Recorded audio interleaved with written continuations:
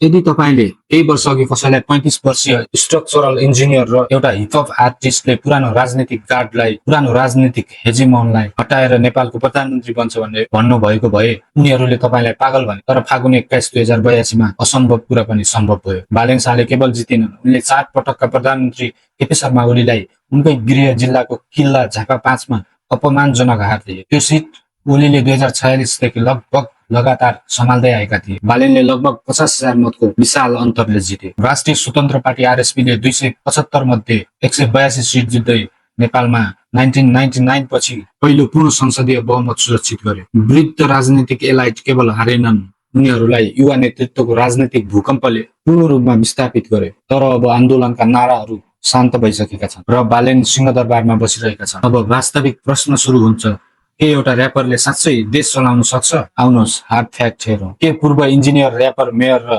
Current prime minister बालेनले नेपालको बिग्रिएको इकोनोमीलाई सुधार्न सक्छ? बालेनको लागि सबैभन्दा ठूलो समस्या नै इकोनोमी हो। अब नेपाली रूपमा भएको विशाल हात्तीको कुरा गरौँ। Economy anti establishment wave pure economic डेस्परेसनबाट फ्युल्ड भएको थियो।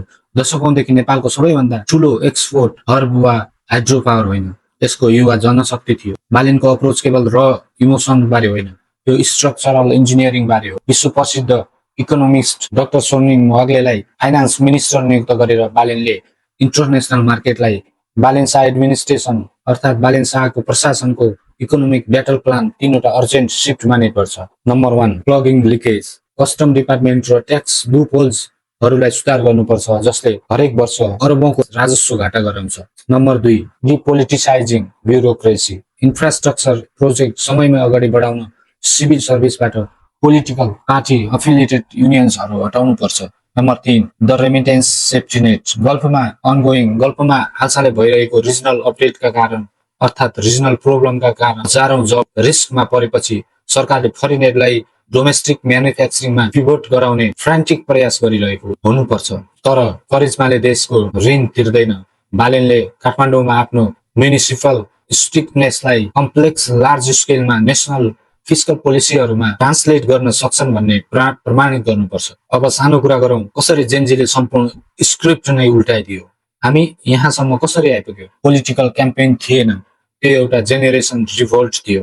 2026 को ल्यान्डस्लाइडको बाटो 2025 को अन्त्यतिर ऐतिहासिक जेनजी अपराइजिङले बनाएको थियो। नेपाली हिस्टोरीमा पहिलो पटक एउटा विशाल पोलिटिकल मुभमेन्ट पूर्ण रूपमा अनलाइन अर्गनाइज गरिएको थियो। टिकटक अल्गोरिदम, इन्स्टाग्राम ब्रोडकास्ट र नेपाल हाँसेको जस्ता भाइरल प्रोटेस्ट ट्र्याक्स मार्फत गरिएको थियो। सिस्टमेटिक करप्सन, लोकल जब अपर्च्युनिटिजको अभाव र डिजिटल वर्ल्डसँग पूर्ण डिस्कनेक्ट भएको एजिङ लिडरसिपबाट दिक्क भएका हजारौं युवाहरू सडकमा उत्रे। दुर्भाग्यवश प्रिभियस गभर्मेन्टलाई गिराउने क्र्याकडाउनमा 76 युवा प्रदर्शनकारीले ज्यान गुमाए।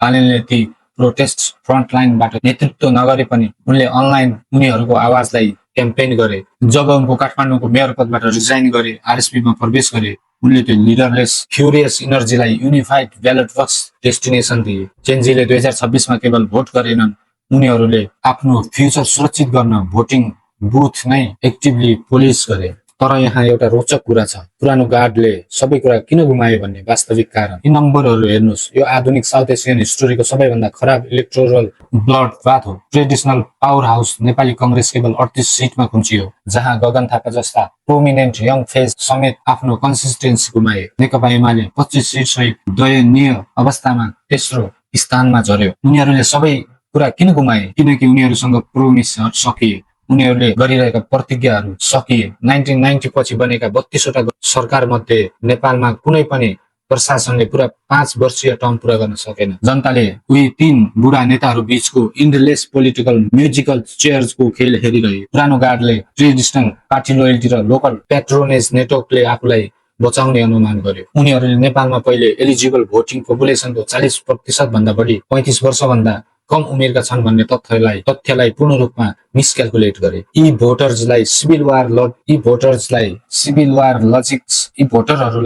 सिभिल वार लेगेसी वा पुराना पोलिटिकल अलायन्सको मतलब छैन। उनीहरूलाई पासपोर्ट लाइन्स, डिजिटल ट्रान्सपेरेन्सी र मेरिटोक्रेसी चाहिएको थियो। यो कुरा पुराना कैयौं दलहरूले बुझ्न सकेनन् र आफूलाई पतनको बाटोमा पुर्याए। त्यसपछि बालेनको अल्टिमेट च्यालेन्ज र पहिलो क्रैक्स। यहाँ एउटा कुरा छ जुन गभर्निङ क्याम्पेनिङ भन्दा धेरै फरकको कुरा हो र संसारका यंगेस्ट स्टेट लिडरको हनीमुन पिरियड अहिले ब्रुटल रियालिटीसँग ठोकिन थालिसकेको छ। आफ्नो पहिलो महिनामै बालेनको zero tolerance corruption clean out भन्ने मुख्य बाचा गम्भीर रूपमा टेस्ट भयो। उनको सरकारले 2 cabinet minister, home minister Sugan Gurung र श्रम मन्त्री दीपक कुमार शाहलाई डिसिप्लिनरी ब्रेचेस र आफ्नै पार्टी र्याङ्क भित्र करप्सन एलिगेसनको कारण गुमायो।